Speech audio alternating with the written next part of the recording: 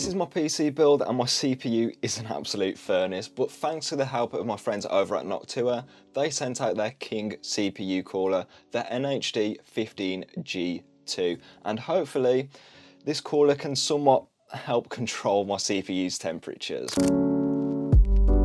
My processor, if you're wondering, it's a 13700K from Intel. No, it's not unstable, and no, it probably won't blow up soon, but I do have an issue with this, and that's its temperatures. It has been known in all-core workloads, this CPU will absolutely just shoot up to 100 degrees C, even with a 360mm cooler, which I had previously.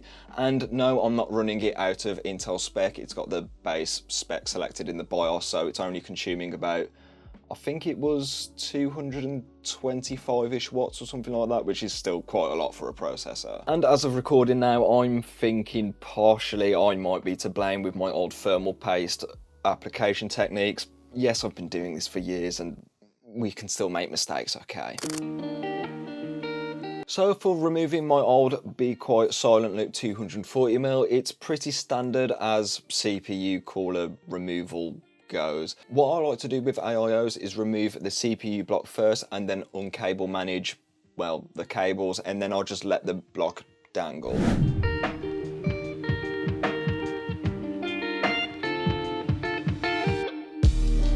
And also don't forget the bracket around the CPU itself. You're going to need to remove these if you're going to be replacing your CPU cooler.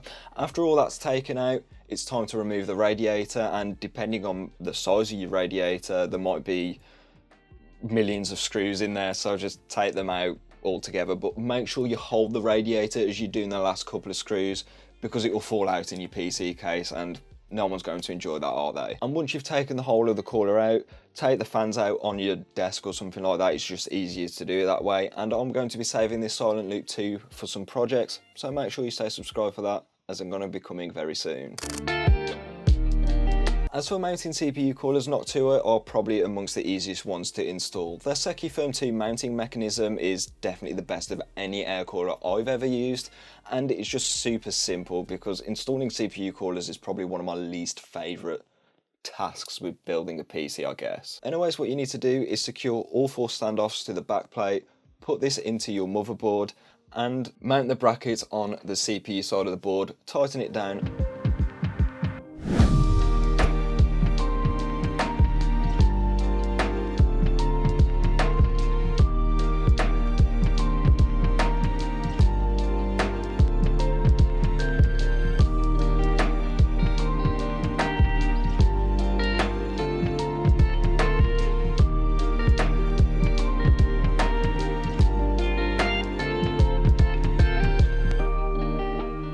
There you go, most of the game is finished.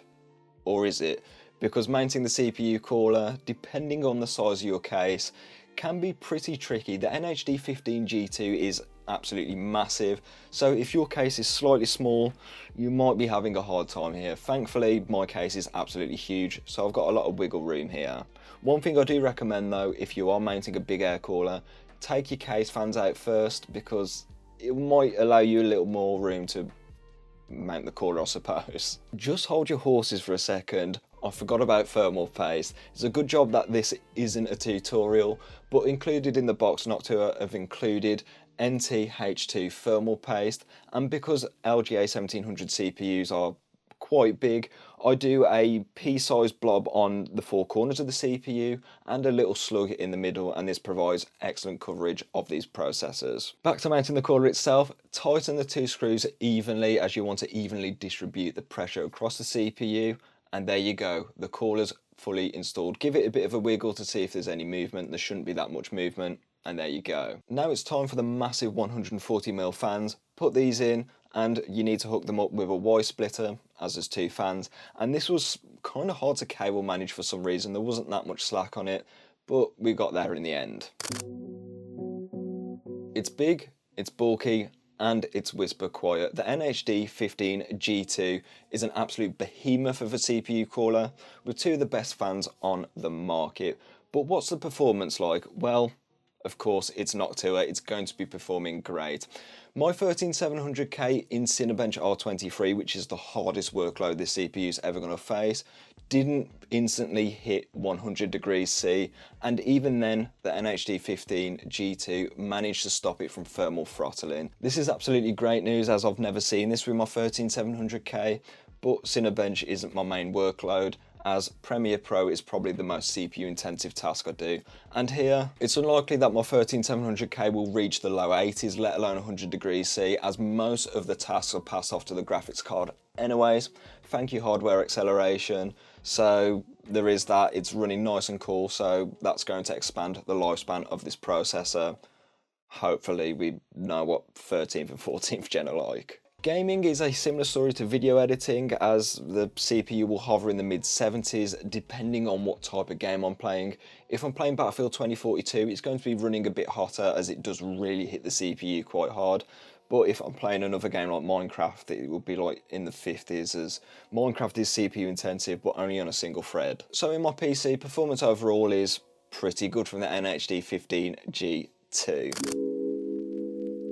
And this great performance is thanks to Noctua making improvements and tweaks to their Gen 2 version of the NH-D15. It's got 8 heat pipes compared to the 6 of the previous version, and it's also got denser aluminium fins, increasing the surface area by 20%, which is quite a lot. By the way, this is all without sacrificing any space, so it's a similar size, and it's also positioned better. As it's positioned slightly more upwards in your case now, it's easier to get your graphics card out, as this is one of the biggest issues I got with air coolers, as it's just really hard to jam your finger in there. Yeah. Making your buying decision easier is this graph on Noctua's website, as there's 3 variants of the Gen 2 version of this cooler. There's the LBC, the standard, and the HBC. Each one suits a different CPU better. Acoustics, if you're wondering, well, it's a Noctua cooler. It's going to be, well, quiet.